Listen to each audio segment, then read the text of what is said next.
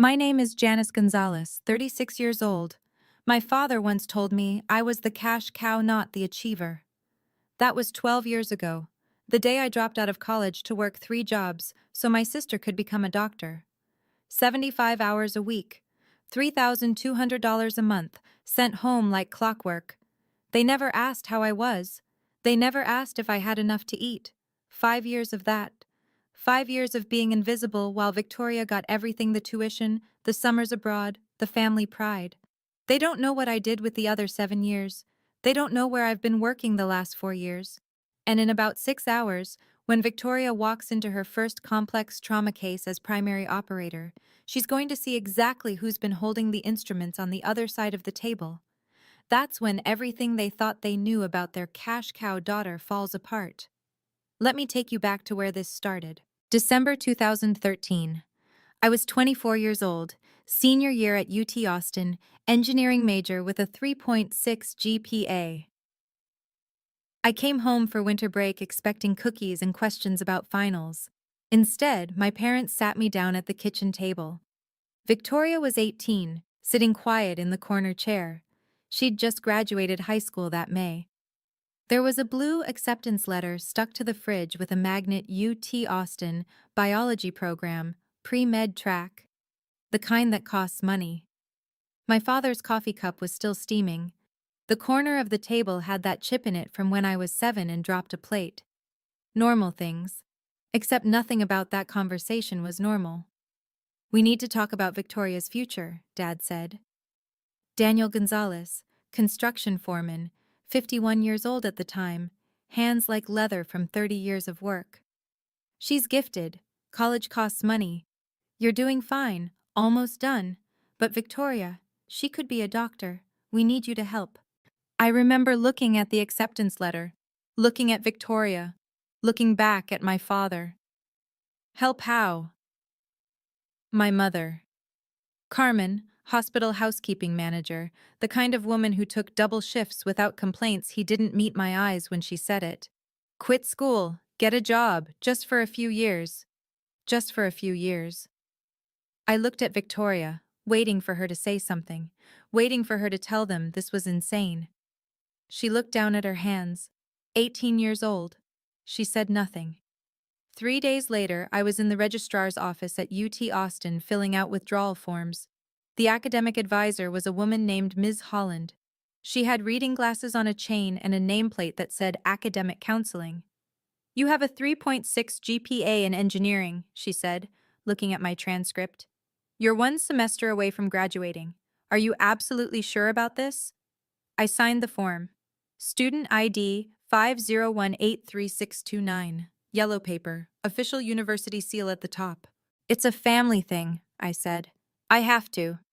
Ms. Holland slid the form into a folder. "Good luck out there." I walked past the library on my way out. Saw my classmates through the windows, studying for finals. Laptops open, textbooks stacked.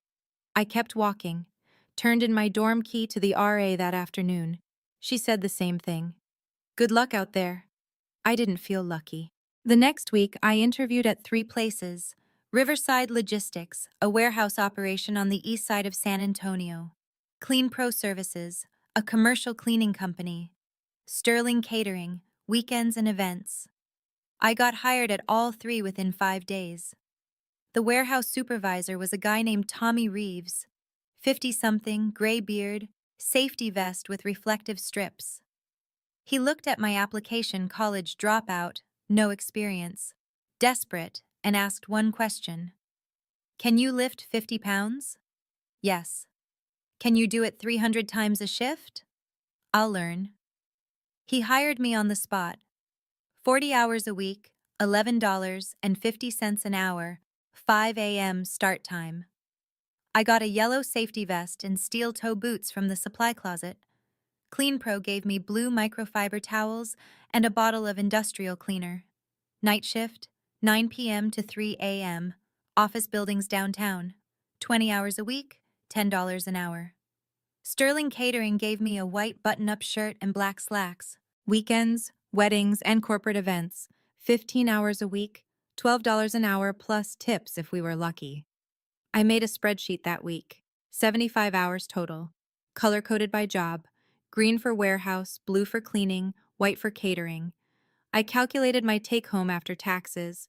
About $3,400 a month if I didn't miss a shift. Victoria's college tuition was $1,200 a month. My parents said they needed another $2,000 for expenses, books, supplies, a new laptop, transportation, apartment deposit. I sent $3,200 the first month, kept $200 for myself. January 2014. First paycheck from Riverside Logistics, $856 after taxes. I walked to Western Union after my shift, still in my warehouse clothes, boots covered in cardboard dust. The clerk printed a receipt. Transaction number 856-003. $800 sent to Carmen Gonzalez. I kept $56. My mother texted back 30 minutes later. Received. Victoria needs new laptop for school. Not thank you, not how are you, just Victoria needs. I ate a McDonald's dollar menu dinner that night. $3.18 for a McDouble, small fries, and water. I had a bus transfer ticket in my pocket and $52.82 left until the next paycheck in 11 days. I opened my banking app on my phone. The screen was cracked in the corner from when I dropped it the week before. Balance: $63.27. 11 days, I could do this. I could do. March 2014. I called home on Victoria's 19th birthday. Wanted to wish her happy birthday, see how school was going, maybe hear that things were okay. The phone rang 4 times. My mother picked up. Hello? Hey, Mom, it's Janice. Is Victoria around? I heard my father's voice in the background. He was talking to someone else. Didn't know I was on the line. Yeah, Janice is our cash cow now. Victoria's the real achiever. I froze. Phone pressed to my ear. Call duration 047. My hands started shaking. My mother said something I didn't hear. I hung up. I didn't call home for 9 months after that. The warehouse broke my body in small ways. 6 months in, my hands blistered, then calloused, then bled through the cheap gloves they gave us. I loaded boxes onto conveyor belts. 40 hours a week, box after box. The digital counter on the belt ticked over every time one passed the sensor. 1,263 boxes per shift. Some of the boxes had labels that said "Handle with care." I handled them the same as everything else. Fast, efficient, no time to be careful. Tommy Reeves noticed after a few months. He saw the blood soaking through my gloves one morning, came over during break. You okay? Your hands are bleeding. I'm fine. Most people quit first week, he said. You've been here 6 months. I can't quit. He looked at me for a long moment. Then he reached into his locker and pulled out a backup pair of work gloves. Better ones, reinforced palms, actually padded. Here, he said. Use these. It was the first kindness anyone had shown me in 6 months. I took the gloves. Didn't trust myself to say anything else. Tommy nodded and walked away. Night cleaning crew was different, quiet. I worked alone most of the time, vacuuming office floors, emptying trash cans, wiping down desks. The building was downtown, 12 floors, mostly financial companies and law firms. I'd push my cleaning cart down the hallways at 11 p.m., fluorescent lights buzzing overhead, white hexagon tiles under my feet, Hoover commercial vacuum humming behind me. Badge number 47J clipped to my shirt. The desks all had personal items, photos, awards, coffee mugs with names on them. Desk 3B had a framed photo of 2 kids at Disneyland, both smiling, mouse ears, the castle in the background. Desk 5A had a plaque, Employee of the Year 2011. I emptied their trash, wiped their desks, vacuumed their floors. They would never know I existed. One night, I found a college acceptance letter in the trash can at Desk 7C. Someone had thrown away their future, torn it in half. I pulled it out, smoothed the pieces, read it. Congratulations on your acceptance to Texas State University. I kept it, folded it, put it in my pocket. I don't know why. Weekend catering was the worst. Not because of the work, because of the contrast. I'd serve champagne at hotel weddings, carry silver trays of crab cakes and stuffed mushrooms, wear white gloves and a fake smile, stand 3 feet from guests in gowns and tuxedos, completely invisible. At one wedding, I stood near a table of middle-aged women. One of them was talking about her daughter. Yes, our daughter just started at Stanford, pre-med. We're so proud. I held the tray. 12 crab cakes. The woman took one without looking at me. It's such a competitive program, another woman said. You must be thrilled. Oh, we are. She's worked so hard. I walked away, 3 feet from their conversation. Didn't exist. My phone buzzed in my pocket. Victoria's Instagram story. She was at a college party, blue dress, smiling with friends. Caption: Best night ever. I put my phone away. Picked up another tray. I lived in a 3-bedroom apartment with 2 roommates. Grace Sullivan, a waitress in her late 20s, and another girl who worked retail and was never home. My room was a partitioned corner of the living room. I'd hung a blue sheet as a curtain for privacy. Rent was $380 a month, my share. My alarm was set for 4:30 a.m. every morning.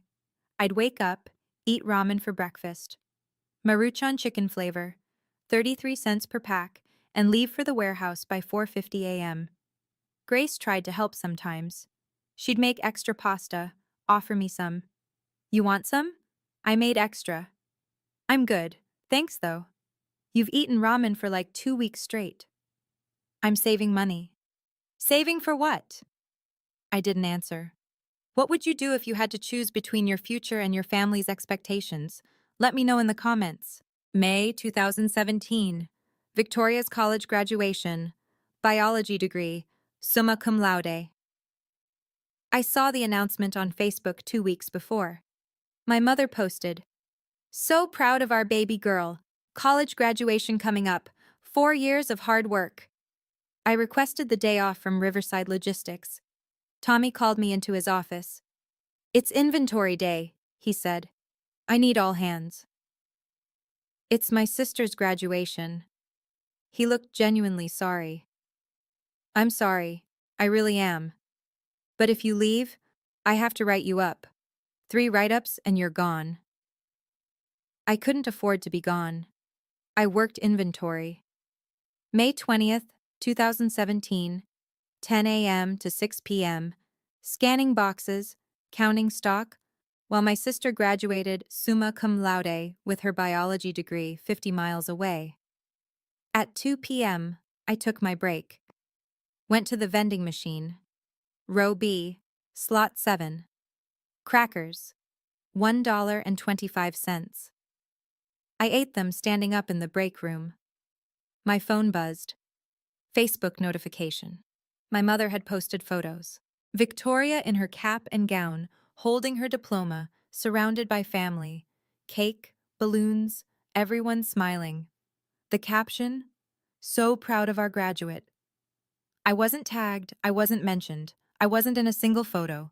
I closed Facebook, finished my crackers, went back to inventory. August 2018. 5 years in. Victoria had just finished a gap year and was heading to UT Health San Antonio for medical school. My parents threw a going-away party. I saw the photos on Instagram. New laptop, new apartment furniture, new professional clothes. Victoria doing an apartment tour, showing off her space, her roommate, her view of the medical campus. My father posted a photo with the caption, "Our daughter, future doctor, so proud to see her start this journey." I was working a double catering shift that day. 8 hours. 2 weddings back to back. My uniform had a sauce stain on the sleeve from the first event. I didn't have time to change before the second.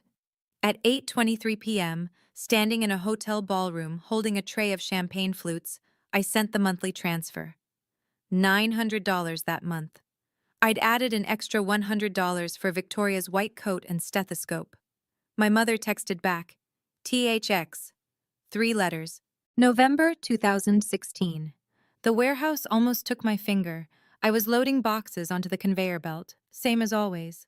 Box 1263 of the shift, and my right hand got caught in the loading mechanism. The belt jerked.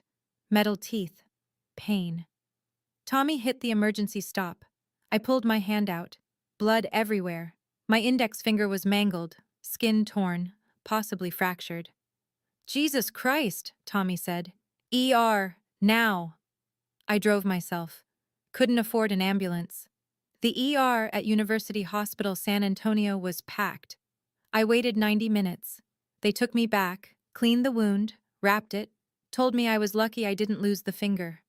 The doctor was young, tired, end of a long shift. You need to keep this immobilized for at least 10 days, no lifting. I can't miss work. If you don't let this heal, you could have permanent nerve damage. I'll be careful. He looked at me like he'd heard that before, handed me discharge papers and a prescription for antibiotics I couldn't afford. The ER bill was $890. I paid cash. My bank account went from $1,100 to $210.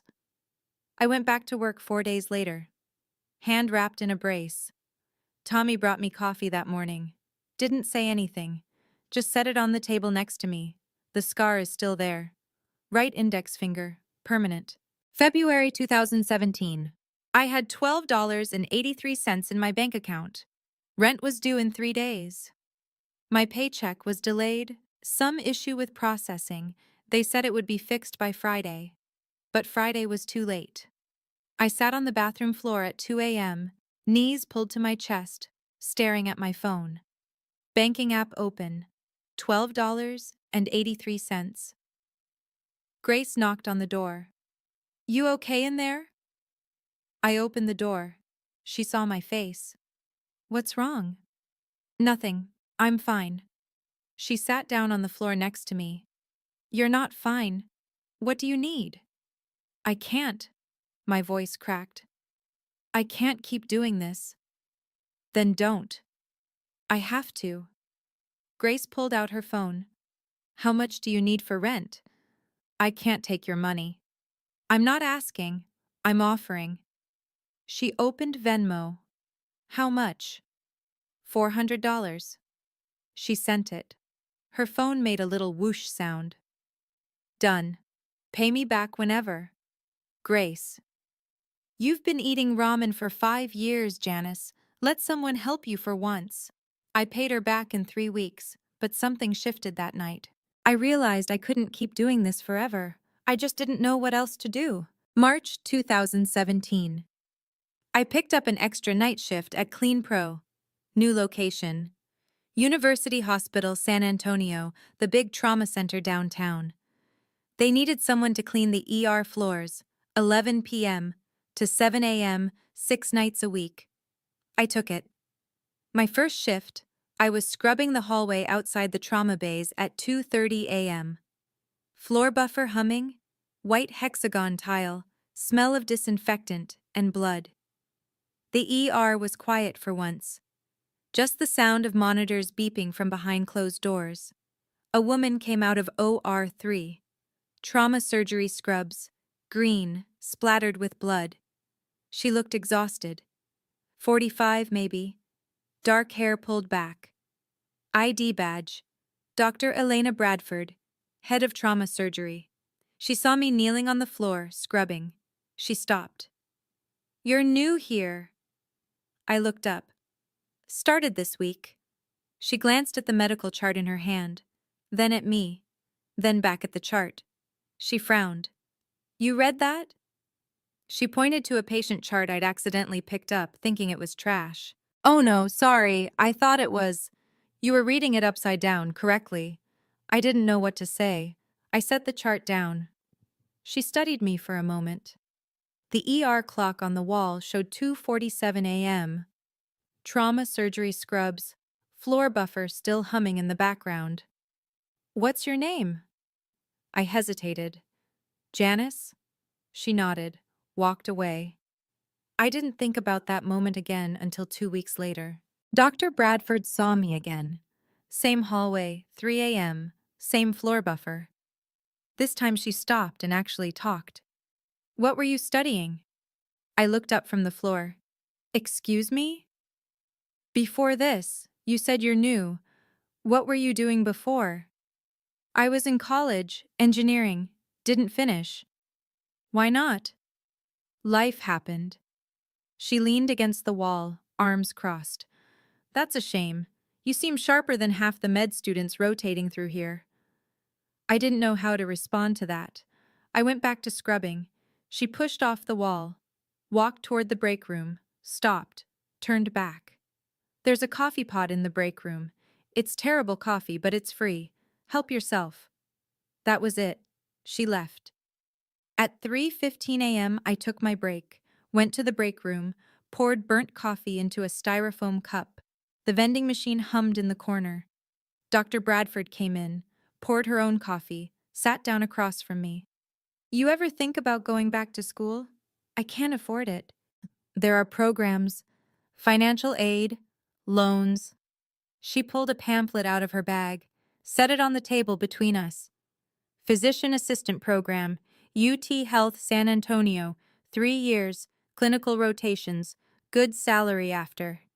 I stared at the pamphlet, blue and white, logo at the top. Why are you telling me this? Because I see people, she said, and you're wasting yourself here. She stood up, threw her coffee cup in the trash, walked to the door. Think about it. She left.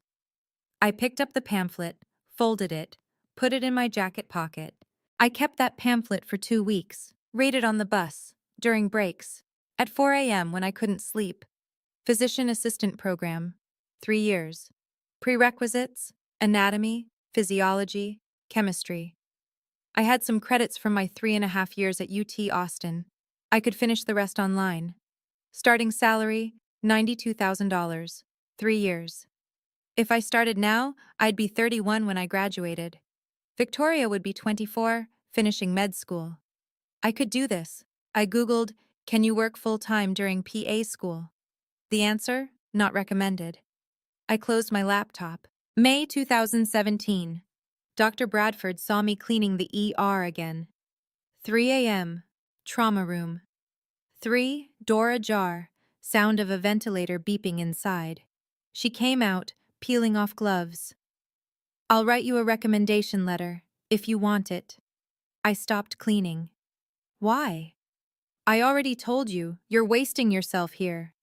I can't afford it. I can't stop working. Financial aid exists. Loans exist. You're 27. You have time. I have responsibilities. To who? Family? Something like that.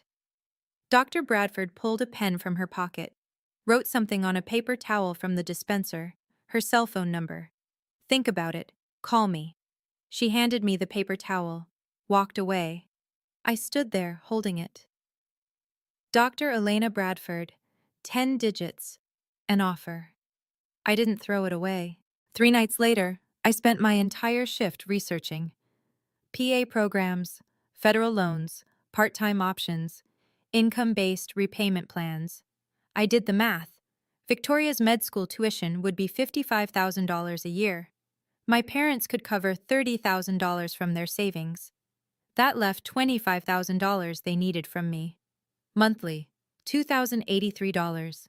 If I cut down to 2 jobs, 50 hours a week instead of 75, and took out loans for school, I could still send $2,000 a month. It would be tight. I'd have to budget every dollar, but I could do it. I filled 3 notebook pages with calculations, color-coded spreadsheet, loan calculator open on my laptop. I was sitting in a coffee shop at 11 p.m., using their Wi-Fi, 4th cup of coffee, hands shaking from caffeine. At 1:14 a.m., I pulled out my phone, texted Dr. Bradford. I want to try. She responded 6 minutes later. Good, I'll send you the application link tomorrow. June and July 2017. I finished my prerequisite courses online. Anatomy, biochemistry. Paid for them with a credit card I'd just opened. $2,400 total. I worked 50 hours a week, warehouse and catering, dropped the cleaning shifts, Sent $2,200 home every month to keep things stable while Victoria prepared for med school. Dr. Bradford wrote my recommendation letter. I never saw what she wrote. She sealed it in an envelope, handed it to me. "Don't open it," she said. "Just send it with your application." I wrote my personal statement in the break room at Riverside Logistics, 6 a.m., before my shift started. Tommy brought me coffee without asking. I wrote, "I have spent 5 years in service roles logistics, hospitality, maintenance. I have learned the value of precision, of anticipation, of seeing what others need before they ask. I believe these skills translate to patient care. I want to be the person who shows up when it matters." I submitted the application in August. Confirmation email came through at 11:47 p.m. I stared at it for 10 minutes. Then I closed my laptop and went to bed. October 2017. I got the email at work. I was loading boxes onto the conveyor belt, same as always, and my phone buzzed in my pocket. Subject line: "Congratulations from UT Health San Antonio PA program." I stopped. Box halfway to the belt. Tommy noticed. "You good?" I read the email 3 times. "Yeah," I said. "I'm good." I didn't tell anyone. Not Grace, not my parents, not Victoria. I accepted the offer that night. Program start date: January 14th, 2018. I told my family I got promoted at the warehouse. Shift supervisor, more responsibility, slightly fewer hours, better pay overall. My mother said, "That's good. Victoria needs help with her med school expenses next year." I said okay. I started PA school in January 2018. 28 years old, oldest in my class by at least 2 years. I hid the acceptance packet under my mattress, kept my PA student ID in my wallet, buried under old receipts where no one would see it. For 3 years, I lived 2 lives, and my family never knew. January 14th, 2018. First day of PA school. Anatomy lab. 36 students in my cohort. Most of them were 24, 25, fresh from undergrad, excited and nervous. I was 28. I'd been working 3 jobs for 5 years. I felt ancient. Dr. Bradford was the guest lecturer that day. Trauma surgery overview. She walked in, saw me sitting in the 3rd row, made eye contact. Nodded. I nodded back. She started her lecture. I took notes like my life depended on it. The girl next to me introduced herself. Beth. 22, bright-eyed pre-med dropout like me, but for different reasons. "Is this your first time in anatomy?" "Yeah." "Same. It's so intense. Where'd you do undergrad?" "UT Austin. A while ago." Beth smiled. "Cool." We dissected a cadaver that afternoon. Table 7, thoracic cavity. Page 203 in the Anatomy Atlas. The smell of formaldehyde was overwhelming. Green scrubs, scalpel in my hand. Dr. Bradford walked between tables checking our work. She stopped at our table, looked at my dissection, the subclavian artery cleanly exposed. "Good work," she said quietly. My hands didn't shake, not once. I realized something in that moment. I wasn't afraid. I was exactly where I was supposed to be. My schedule for the next 3 years. A classes 8 a.m. to 3 p.m. Warehouse shift 4 p.m. to 10 p.m. Sleep 11 p.m. to 6 a.m. Weekends, catering gigs when I could get them. I studied on the bus, during lunch breaks, in the warehouse break room with my textbook propped against my locker. I highlighted pharmacology notes while eating vending machine sandwiches. Energy drinks became a food group, 3 per day. My hands trembled from caffeine half the time.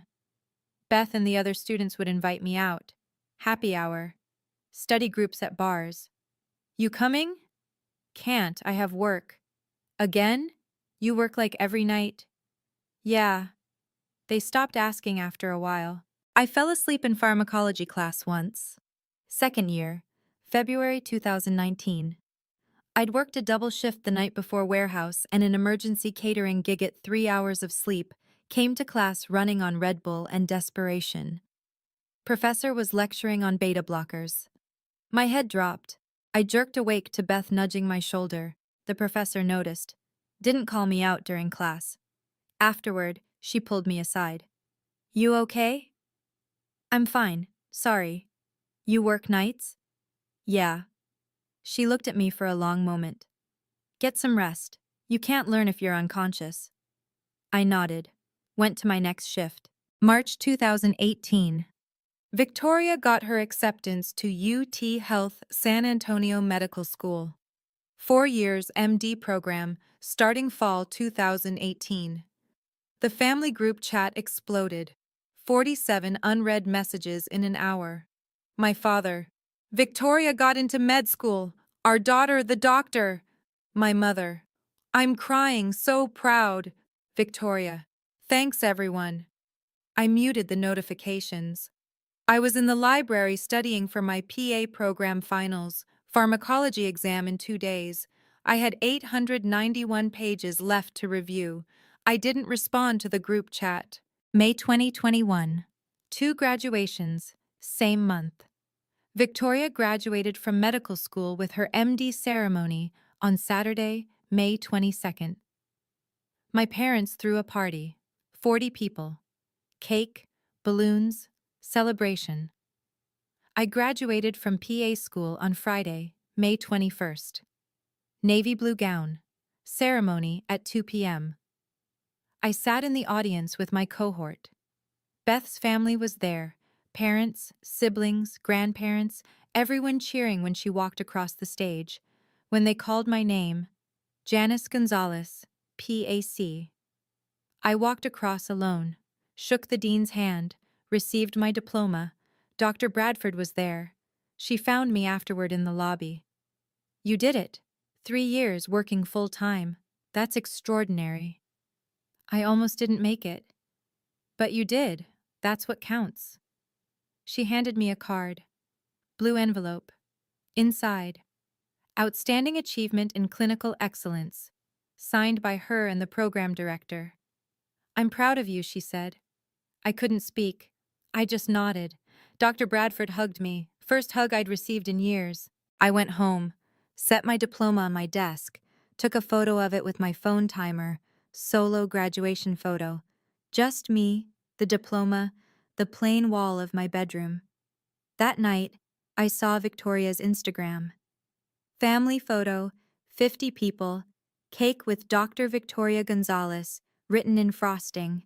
My mother's caption, so proud of my baby girl. I closed Instagram, deleted the app. I didn't need to see that anymore. See, Dr. Bradford offered me a job 2 weeks later. Surgical PA, trauma department, University Hospital San Antonio. Starting salary, $92,000 a year. Health insurance, benefits. I want you on my team, she said. Trauma, you've seen enough suffering, now you get to fix it. When do I start? 2 weeks, June 1st. I gave notice at all 3 jobs, called Riverside Logistics first. Tommy answered. Gonzalez, what's up? I'm putting in my 2 weeks. Silence. Then. You found something better? Yeah, I did.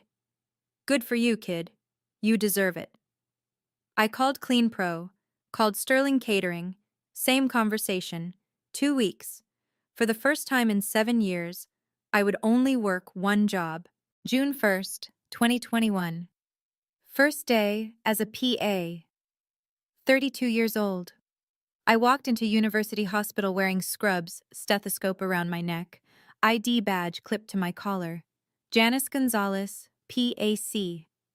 Dr. Bradford met me in the trauma bay. Ready? Yeah. Good. We have a GSW coming in. 22-year-old male. You're with me. We ran the case. I assisted. Watched Dr. Bradford work. Learned. My hands were steady. My mind was clear. Afterward, she looked at me. You were made for this. I nodded. I knew. June 2021. Victoria started her residency. General surgery program. Same campus. UT Health San Antonio. Same hospital where I worked. I requested a name badge with my full legal name variant, J. Gonzalez Martinez, PAC, using my mother's maiden name as a hyphenate, different enough that if Victoria ever saw it, she wouldn't make the connection immediately. I studied the campus map, planned my routes, used the back stairwells, ate lunch at odd hours, avoided the resident areas. I saw her once in the cafeteria. October 2021, 2 p.m. I was grabbing a late lunch. She walked in with other residents, scrubs, stethoscope, laughing about something. I turned around, left, threw my food away, ate a vending machine sandwich in my car. I wasn't ready to see her yet. My first major trauma case was October 12, 2021, 3 a.m. MVA, multiple vehicle collision, patient coding on arrival. Dr. Bradford was lead surgeon. I was first assist. The adrenaline was insane, blood everywhere, orders flying, clamp, suture, retract. Dr. Bradford's voice calm and steady over the chaos. Janice Bovey. I handed it to her. Good. Now clamp the bleeder. There. Perfect. The patient stabilized. We closed. Time of surgery end. 4:47 a.m. Post-op, Dr. Bradford pulled off her mask, blood on her scrubs, exhausted. Your hands didn't shake, not once. I was terrified. Terrified is fine. Freezing is not. You didn't freeze. I walked to the parking lot at dawn. The sun was coming up. I saw a group of residents arriving for their 7 a.m. rounds. Victoria was among them, coffee in hand, backpack over her shoulder. I got in my car, drove away before she could see me. March 2024. Victoria's third year of residency. PGY3. I saw her name on the senior resident teaching schedule. He was being assigned to help train junior residents in trauma. My stomach dropped. I immediately requested night shifts for the entire month. Dr. Bradford noticed. You requested night shifts for March? Yeah, I prefer nights. She looked at me. She knew, but she didn't push. Okay. I worked 7 p.m. to 7 a.m. every day in March. Victoria worked 7 a.m. to 7 p.m. We never crossed paths, except for the last day. March 31st. I came in 30 minutes early, 6:30 a.m. Victoria was leaving at 7 a.m., end of her rotation. We passed each other in the parking garage. Level 3. Fluorescent lights. She walked past me, 10 feet away, phone in her hand, texting someone. She didn't look up. She didn't recognize me. I exhaled. August 2023, 2 years into my job, Dr. Bradford called me into her office. I'm making you senior PA, she said. Salary bump to $128,000. You'll train new hires and supervise residents on their rotations. Residents? Yes, you'll scrub in on their cases, guide them, teach them. You've earned it. Senior Surgical PA. I was 34 years old, making more than most attendings made at their first job. I looked at my new badge when it arrived. J. Gonzalez Martinez, PAC, Senior Surgical PA. I thought about my father's voice. You're just the cash cow. I put the badge on, went to work. June 2024. I got my pay stub. Monthly salary, $10,666 before taxes. Annual, $128,000. Victoria was in her third year of residency. PGY3 salary, about $68,000. Still, I out-earned her by $60,000. The realization didn't feel triumphant. It just felt strange, hollow. I sent $500 home that month. First time in 10 years I'd sent less than $2,000. My mother texted, "Is everything okay?" I didn't respond. September 2024. Dr. Bradford assigned me to work more closely with our senior residents, including Victoria, who was now PGY3. I want you helping refine their technique, she said. You're the best teacher I have. I nodded. Victoria and I had managed to avoid working directly together for 3 years. That was about to end. November 2024. Dr. Bradford called me into her office. "I need you to start working more directly with Victoria," she said. "She's PGY3 now, solid technically, but she needs refinement. You're the best teacher I have." I nodded slowly. "Okay. You two have been dancing around each other for 3 years. It's time." June 2021 through November 2025, 4.5 years. The dance. Victoria and I worked the same hospital, different schedules. I requested trauma cases when she wasn't assigned. I knew her rotation schedule better than my own. Close calls everywhere: elevator, cafeteria, parking garage, hallways. I became an expert at avoidance. I'd see her coming, turn the other direction, duck into stairwells, wait in bathrooms until she passed. It was exhausting. August 2025. My car broke down. First time in 2 years I had to take the bus. I was standing at the bus stop outside the hospital at 6 p.m. Victoria walked out of the main entrance, got into a new car-white SUV, probably a graduation gift from my parents, and drove away. She didn't see me at the bus stop. I got on the bus, rode home. The car was fixed 3 days later. September 2025. I was in the cafeteria at 2 p.m., off-peak hour, eating a pasta salad. Victoria walked in unexpectedly. I stood up, walked to the bathroom, single stall, locked the door, set a timer on my phone. 10 minutes. I could hear my heartbeat. This is ridiculous, I thought. I'm 36 years old, hiding in a bathroom from my 30-year-old sister. But I'm not ready. Not yet. Timer went off. I came out. Victoria was gone. My food was cold. Jackson, one of the PGY ones I'd been training, saw me come out. "You good?" "Yeah, just needed a minute." He nodded. Didn't ask questions. October 2025. The locker room. I was changing scrubs. Locker number 247. Halfway through pulling my shirt over my head, I heard Victoria's voice. Next row over, talking to another resident. I froze. Shirt half on, listening. "Yeah, my parents are visiting this weekend," Victoria said. "Taking me to dinner. They're so proud. They sacrificed a lot for me to be here. I owe them everything." My hands clenched, metal locker door cold against my palm. They sacrificed. I waited until she left, sat on the bench for 5 minutes, breathed. "She has no idea," I whispered to myself. "Would you confront your family if they took credit for your sacrifice? Let me know what you'd do." November 18th, 2025, 4:42 p.m. Dr. Bradford called me. "I need you on a case December 14th. Trauma. Teaching case. Victoria's primary operator. Your first assist." My stomach dropped. "Can someone else do it?" "I need you. You're the best I have for that. Victoria needs someone who can refine her technique." "She doesn't know who I am." "I know." Dr. Bradford's voice was gentle. "But she will after this case." Silence. "What if She'll handle it, and so will you." The call ended. I stared at my calendar. December 14th, 26 days away. I spent November building a folder. Manila folder, worn at the edges.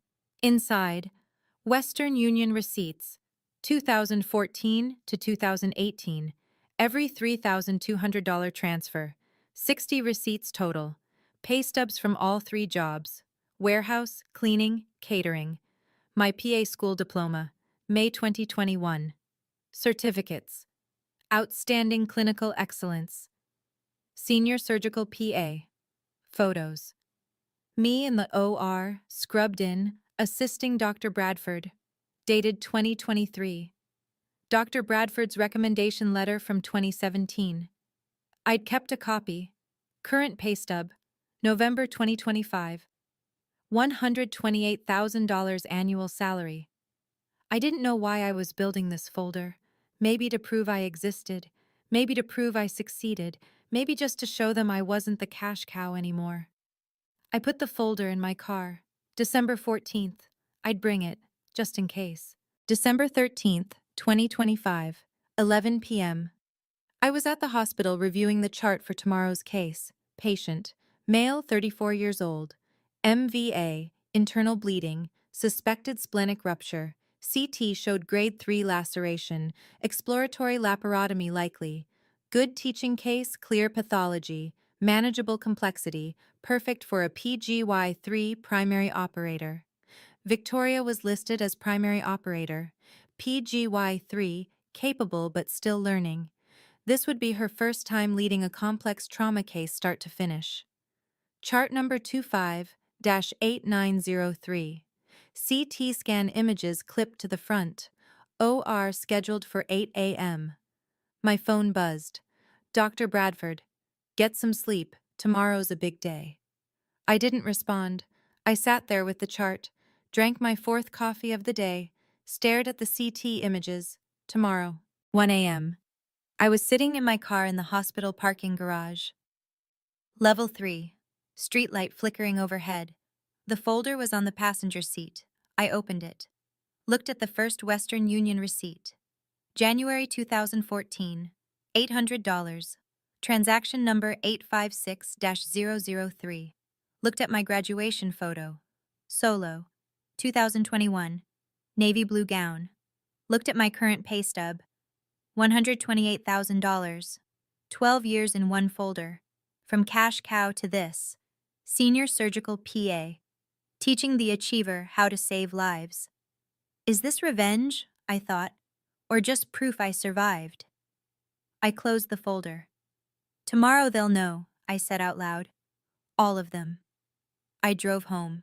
Tried to sleep. Couldn't. Rehearsed in my head. What to say. How to stay professional. Whether to tell Victoria before the case or during or after. I decided during. Let the work speak first. I'll wait until we're scrubbed in. I'll do my job. I'll teach her. And then we'll see. My alarm went off at 5:30 a.m. December 14th, 2025. Showtime. 7 a.m. I arrived at the OR. Checked the instrument tray. Scalpel, clamps, retractors, sutures, all laid out. Reviewed the case one more time with Dr. Bradford. You ready? She asked. As I'll ever be. She's good. Nervous, but good. She'll need you today. I know. You going to tell her? Eventually. Not before the case. Dr. Bradford nodded. Fair enough. The anesthesia machine hummed in the background. OR number 3. Clock on the wall. 7:03 a.m. The door opened. Victoria walked in. Scrubs on, hair pulled back. Nervous energy radiating off her. She saw Dr. Bradford. Nodded. Then she saw the name on my badge. J. Gonzalez Martinez, PAC. She didn't recognize me. 7:40 a.m. Scrub room. Victoria and I stood side by side scrubbing our hands. Soap, water, foot pedal. 3 minutes of silence. Then Victoria spoke. Have you been here long? 4 years. Cool. Well, I've been here 4 years too, PGY3. But this is my first time as primary on something this complex. Her voice was tight, anxious. I know. I'm so nervous. What if I mess up? I kept my voice calm, measured, professional. You won't. Dr. Bradford wouldn't put you on this case if she didn't think you could handle it. Victoria exhaled. Thanks. That helps. Her hands were shaking slightly. Mine were steady. We finished scrubbing, walked into the OR, patient on the table, anesthetized, draped, sterile field ready. Dr. Bradford stood on the patient's right side, nodded to us. Let's begin? Victoria gowned up, gloved, stepped to the table, Dr. Bradford on her right. I entered from the scrub room, fully gowned, and walked to Victoria's left, first assist position. Victoria looked up. Our eyes met over our masks.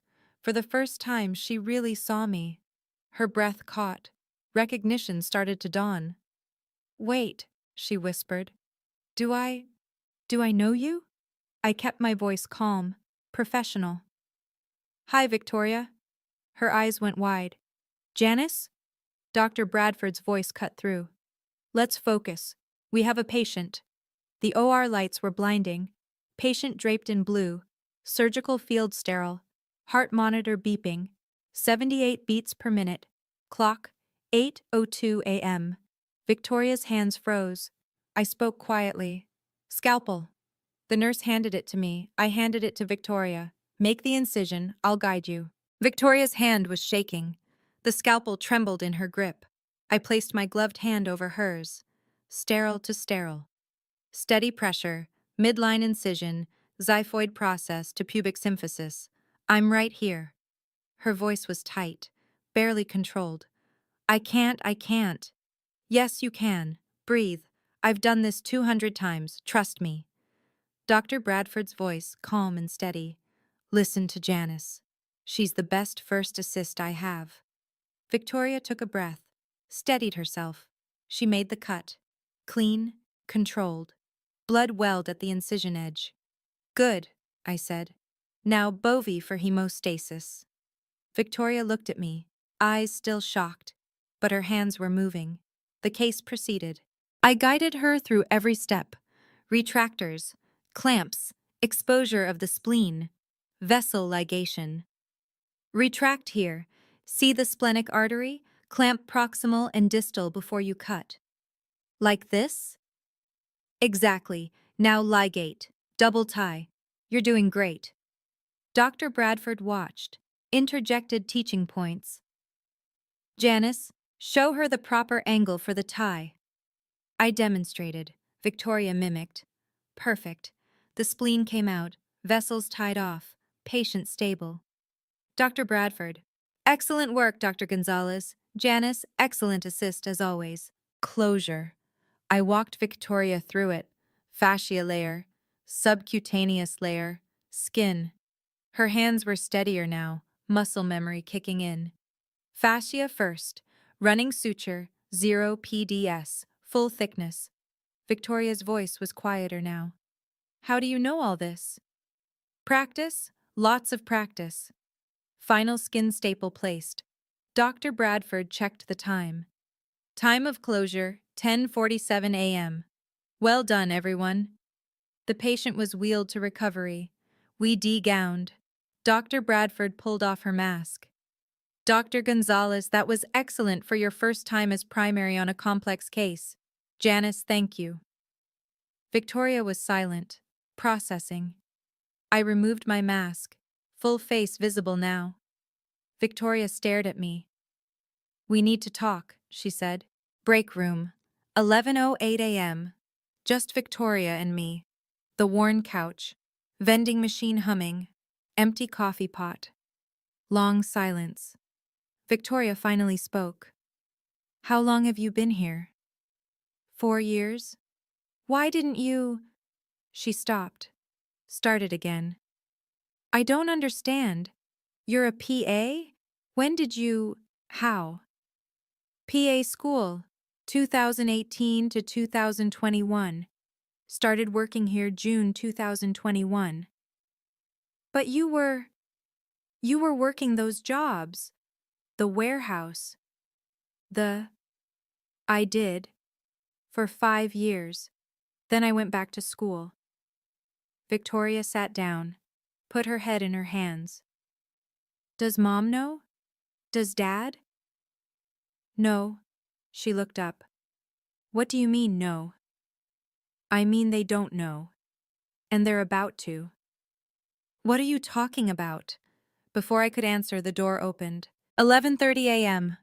My parents walked in, Daniel and Carmen Gonzalez, visitor badges clipped to their shirts. They'd come to celebrate Victoria's first complex case as primary operator. They saw Victoria, then they saw me. Scrubs, PA badge, stethoscope, confusion on their faces. My mother spoke first. Janice, what are you doing here? My father, is everything okay? Victoria, are you okay? Victoria's voice was quiet. I'm fine. Janice was my first assist today. My father frowned. First assist? What does that mean? The door opened again. Dr. Bradford walked in. "You must be Victoria's parents," she said, extending her hand. "I'm Dr. Bradford, head of trauma surgery. Your daughter did excellent work today." My parents shook her hand, still confused. Dr. Bradford gestured to me. "And Janice here is my senior PA. She's been training our residents for years. Victoria was lucky to have her today." My mother's face, pure confusion. "Janice is a PA?" "Yes," Dr. Bradford said. "One of the best. We couldn't run this department without her." My father turned to me. "When did this happen? How long have you been here?" I pulled the manila folder from my bag, set it on the table. 4 years. I opened it, spread the contents across the break room table. Pay stubs, diploma, certificates, photos, Western Union receipts, yellowed and creased. "I've been here 4 years, I said. My voice was calm, controlled. PA school, 2018 to 2021. Started working here June 2021. 4.5 years total." My father picked up a pay stub. His hands shook slightly. "This says you make 128,000 a year. Yes." What would you say to your family in this moment? Drop your thoughts below. My mother's voice was small. "Why didn't you tell us?" I looked at her. Really looked at her. "Because I spent 5 years being invisible. I sent you $3,200 a month, worked 75 hours a week, ate ramen, slept 4 hours a night, and you called me the cash cow." My father started to speak. "We didn't." "Yes, you did. You said it to my face. December 2013. Kitchen table. You said Victoria could be a doctor and I needed to pay for it. You said she was the achiever. I was just support." The room was silent except for the vending machine humming. "So I became support," I continued. "The best damn surgical support this hospital has." My father looked defensive. "We never meant—" "You said it on the phone. March 2014. I called to wish Victoria happy birthday. You were talking to someone. You said, 'Janice is our cash cow. Victoria's the real achiever.' I heard you." My mother put her hand over her mouth. Victoria was crying quietly. "Janice, I didn't know. I swear I didn't know." I turned to her. My voice softened. "I know you didn't. That's not your fault." Then I looked back at my parents. "But you did. You knew exactly what you were asking me to give up. And you never once asked if I was okay." Dr. Bradford stepped forward. "If I may." Dr. Bradford's voice carried authority, professional, measured. "I've worked with Janice for 4 years. She's trained dozens of residents. She's assisted in over 300 surgeries, and today, she taught your daughter Victoria how to save a life." She looked at my parents directly. "Without Janice, that patient doesn't make it. Without Janice, Victoria doesn't succeed in that OR. Your daughter Victoria will be a great surgeon someday, but today Janice was the reason that patient is alive." Silence. Dr. Bradford continued. "Your daughter Janice is the foundation this entire department is built on, so before you say anything else, you should know. I see her. We all see her here." My mother was crying now. My father looked like he'd been punched. Victoria stood up, walked over to me. "I'm sorry," she said, voice breaking. "I'm so sorry. I didn't know. I should have asked. I should have. I'm sorry." I looked at her. My little sister, 30 years old, Dr. Victoria Gonzalez, MD, PGY3. "You were a kid," I said softly. 18, then 20, then 22. You didn't make those choices. They did." Victoria reached for my hand. I didn't pull away. My father finally spoke. "Janice, we didn't realize—" I cut him off. "You didn't realize because you didn't ask. For 12 years you didn't ask. You just took, and I let you, because I thought that's what family did." I picked up the folder, closed it. But I'm done. I stood up, walked toward the door, stopped, turned back. I'm not the cash cow. I'm not the backup plan. I'm a senior surgical PA. I save lives. I teach residents. I earn my way. And I did it without you. My voice was steady, clear. So if you came here today to celebrate Victoria's success, good. Celebrate her. She earned it. But so did I. And you don't get to pretend I don't exist anymore. I looked at Victoria. You did good work today. I'm proud of you. Then I looked at Dr. Bradford. I'll see you tomorrow for rounds. I walked out. The door closed behind me. My footsteps echoed in the hallway. Behind me, I heard Victoria's voice muffled. She's right. About all of it. I kept walking. 2 weeks later, December 28th, 2025. I was in the hospital cafeteria on my break. Coffee, quiet. Victoria approached, hesitant. Can we talk? I gestured to the chair across from me. She sat. I told them, she said, about everything. They want to apologize. I don't need their apology. I know, but I do. I need you to know. I see you now. I sipped my coffee, waited. Victoria continued. I can't take back 12 years. But I want you to know I'm grateful. Not just for the money. For today. For teaching me. For being better than they ever gave you credit for. Thanks. Can we? She hesitated. Can we start over? I thought about it. Really thought about it. We can try. Victoria smiled. Small. Genuine. We sat there for a while. Two sisters, two Gonzalez women. Both in scrubs. Both in medicine. Different paths. Same building. The December afternoon light came through the cafeteria windows. San Antonio skyline in the distance. Victoria finished her coffee. Stood up. I have to get to rounds, she said. Yeah, me too. She started to leave. Stopped. Turned back. Janice? Yeah? Thank you for everything. I nodded. She left. I sat there for another minute, finished my coffee, looked out the window. 12 years. From cash cow to this. I stood up, threw my cup away, headed back to the trauma bay. Dr. Bradford was waiting. Ready for the next case? Always. We walked into OR3. New patient, new case, new day. Victoria was there, scrubbed in, part of the team now. She saw me, smiled. I smiled back. Dr. Bradford started the case. All right, team. Let's save a life. And we did. Because that's what we do. That's who we are. Not the cash cow. Not the achiever. Just people who show up when it matters. Even when no one sees you. Especially when no one sees you. Have you ever been underestimated by your family? Ever had to prove your worth to people who should have seen it all along? Share your story in the comments. And if this resonated with you, please share this video.